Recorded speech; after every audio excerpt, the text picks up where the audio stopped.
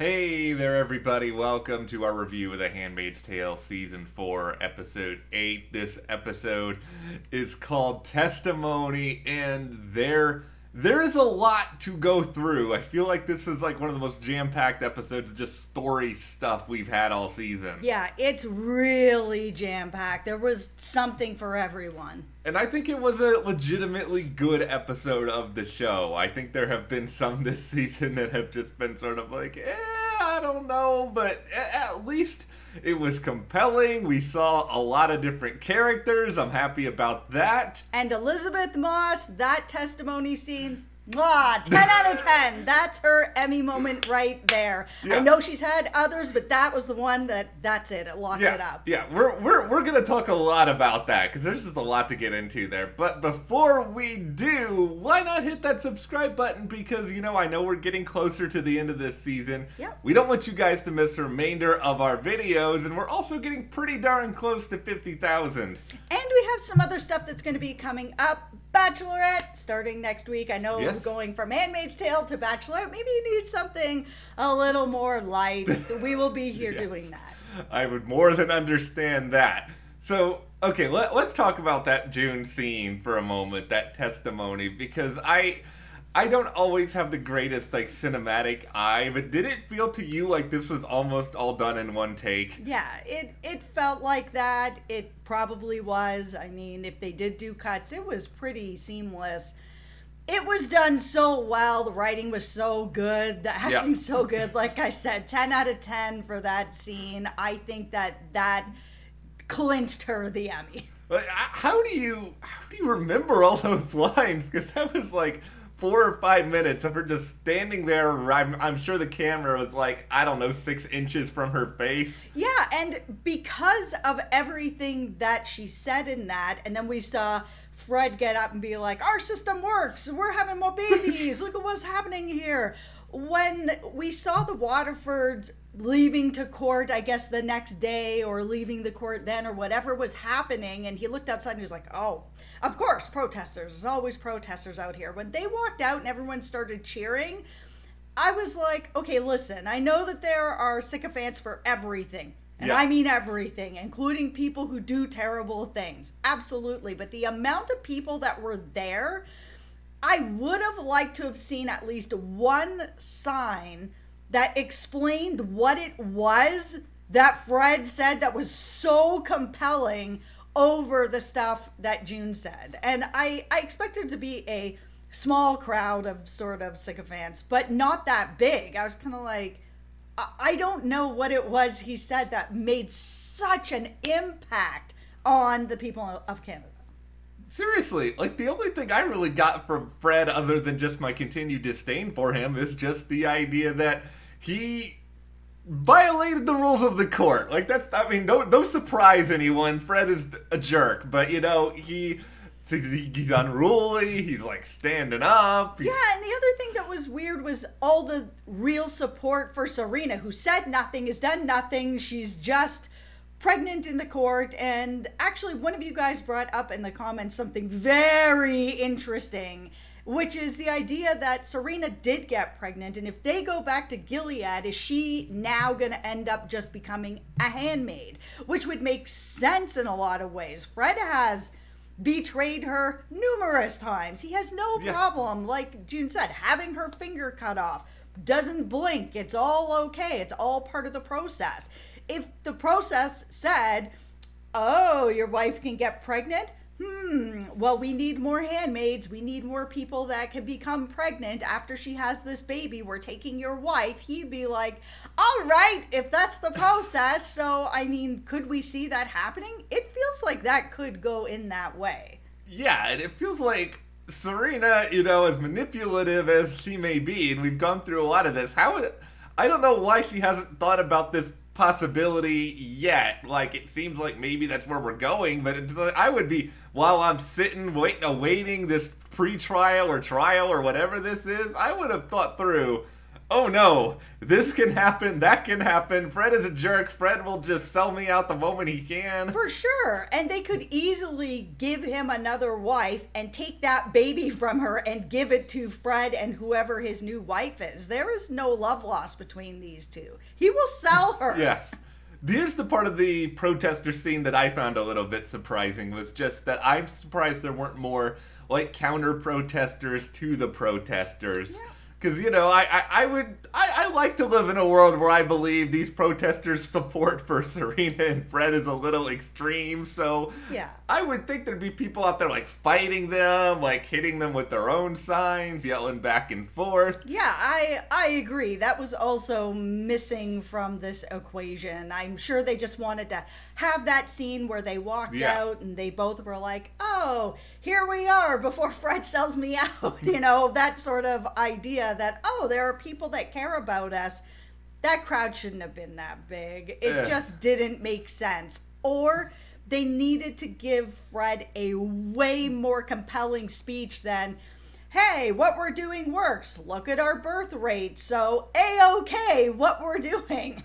Yeah, like, okay, Fred, nobody is going to be that enthused about the speech you gave. You just went up there and was just like, rah, rah, rah, rah, and that's, see, okay, you know what, I just don't, that's my Fred impression now. I wouldn't think even the greatest of sycophant would get, like, that excited about it. Okay, so we need to talk about Luke, because this was a really important episode about therapy and sort of what the people that came out of Gilead are able to get, because one of my biggest complaints is that June came back and there was no real help. It was just straight up, all right, you'll have a couple, you know, therapy sessions and here you go, Luke. And Luke doesn't know what to do and June doesn't know what to do and there's no real help. And, you know, the government can only do so much. No government is perfect. But this episode we saw help for the survivors. There was group therapy, Moira's there, Emily's there, there's lots of people there. But there's nothing seemingly for Luke, who is at home really struggling. We saw that conversation that he had with Moira where he said, I don't know what to do. I don't know how to act. Things are bad in bed. They actually referenced the horrible thing that happened in the last episode briefly. Yeah. But it seems like Luke's frame of mind is he wants to find a way to help. Yeah. And he wants to find a way to, you know, be that support. But there's no support for him. So it was a really good episode to show that he is really drowning in this.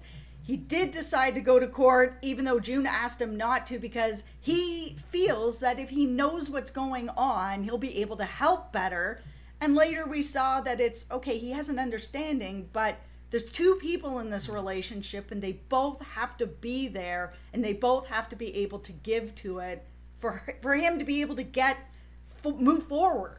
It is a really tough position for him to be in. Like, that much is really clear, and the only sort of analogy I can sort of think about is it's almost as though he is a military spouse, and, you know, he's got this partner who is off and serving and doing these and going through this really traumatic stuff, and then you go home and, you know, you would want to hope that that person, that veteran, can get some support, but then he doesn't know how to relate. Like, he doesn't know how to relate to what June is going through, and, you know, understandably there's a lot of attention on the person who's gone through the trauma, June in this case, but Luke hasn't gone through the same trauma. Luke has gone through a lot. I'm not diminishing, you know, his own experiences, but it's fundamentally different. And I think that scene at the very end of the episode where she indicates to him, okay, you know, I have something to tell you about the last time I saw Hannah, like, that feels like a stepping stone towards some understanding, but, you know, that doesn't necessarily mean, like, the two of them are meeting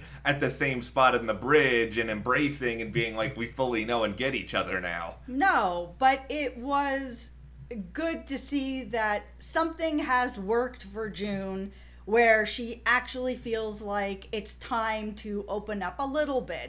And it's an important thing that she's going to open up about, and it was something she wanted to keep Luke from having to go through that pain. But the fact that she's taking that step is good. And a lot of it seemingly has come from this therapy session where I mean, therapy works different for everybody. It Yeah. does. But for June, she is just angry and she wants to live in the anger and deal with the anger. And it seems like there are other people in the group that do as well, where Moira wants to be like, yes, of course, anger is important to healing, but we can't live in that anger, where June is like, why not? Why can't we feel that out as much as we need to? And it's a very sort of divided group right now. But it does seem to be working for June. She has a place to go to be angry and then come home and not be angry there, is what I took from it.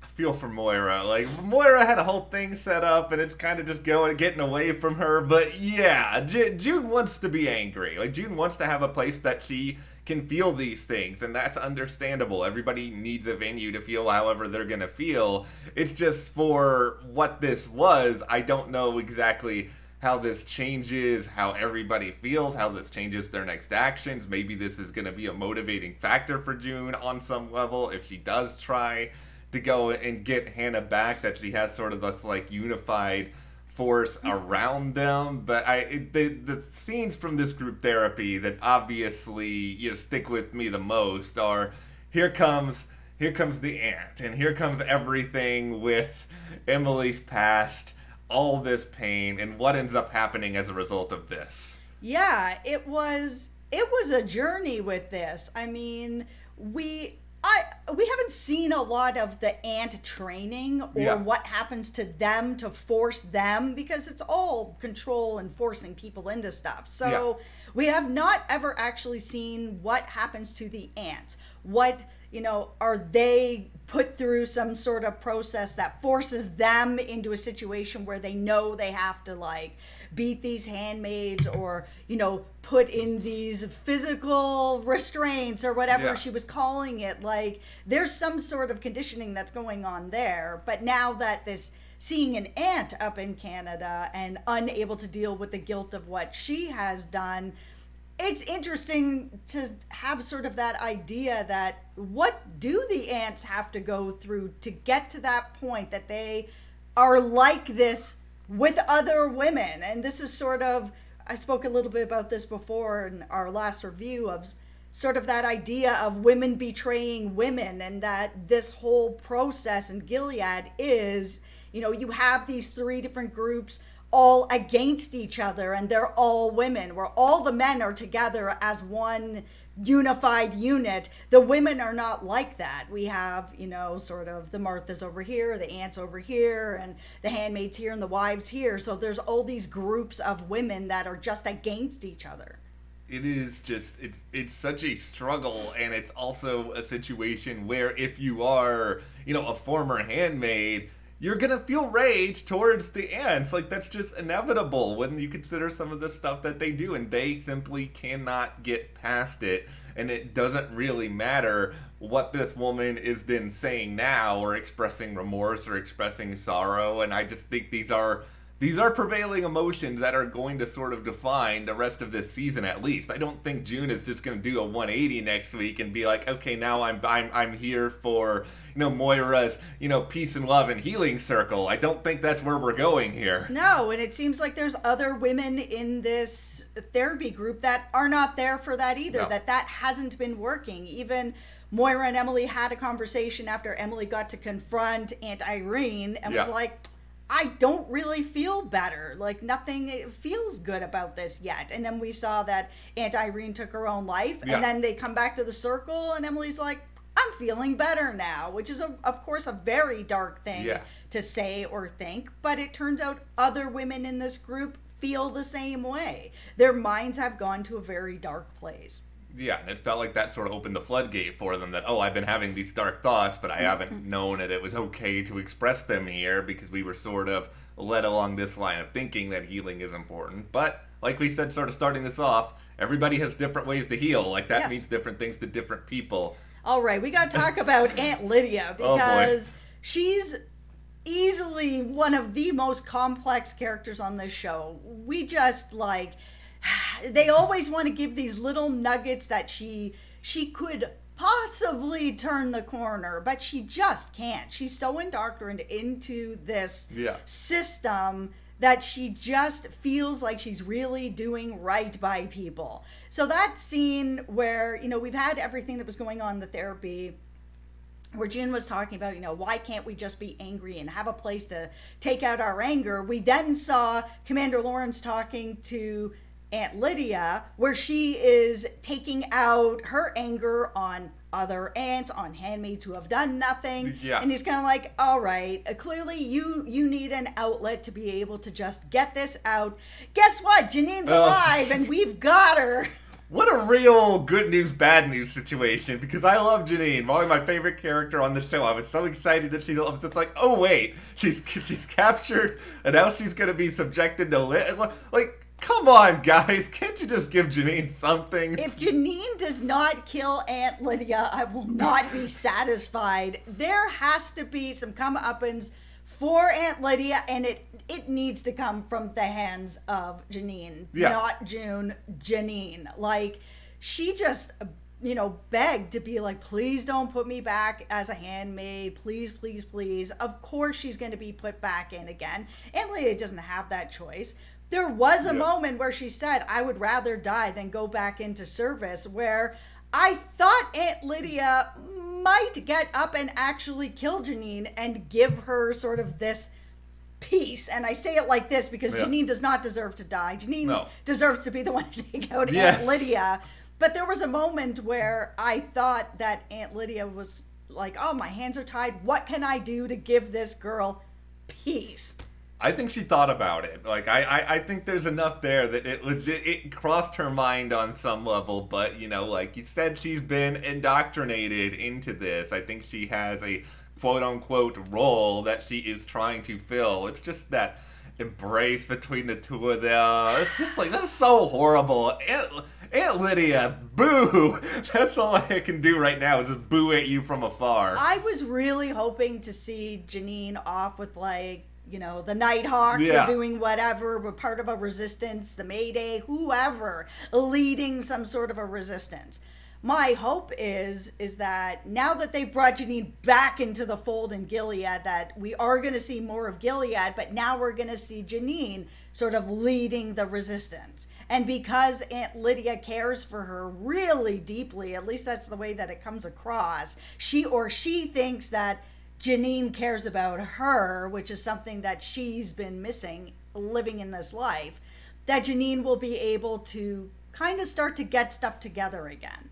Here's my big hope for Janine, and I think, you know, we talked a little bit about this in a few episodes ago, and you were saying how underestimated Janine is. Yeah, she is. If Janine is so underestimated, these people may not know what she is up to in the same way that they sort of were laser focused in on June. No one will suspect Janine. Janine, I believe in you. You can do this. I hope you just take out some of these idiots moving forward the rest of this season. Yeah, I feel like now that she's been out of sort of Gilead for a little while and in Chicago and made decisions for herself to sort of say, yeah, I can help. There's ways for me to help. And the thing about Janine is that she is able to sort of play the role of being malleable, even though she still in her heart is, okay, I need to be able to do what I need to do to get through things.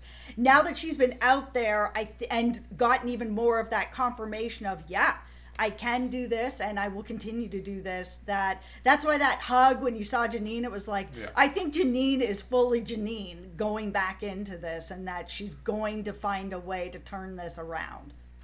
Please. That is all I ask. I know we don't have a lot left this season, but, you know, this was a very strong episode. There's a lot of stuff going on. I think we're going to see more Gilead, more of all these different characters hopefully coming together. But what did you guys think about The Handmaid's Tale Season 4, Episode 8? Was this one of the better episodes for you guys? Let us know, and if you enjoyed this discussion, give us a like, subscribe to the channel, and support us by checking out those links to the store, our Patreon, and we will see you here next time.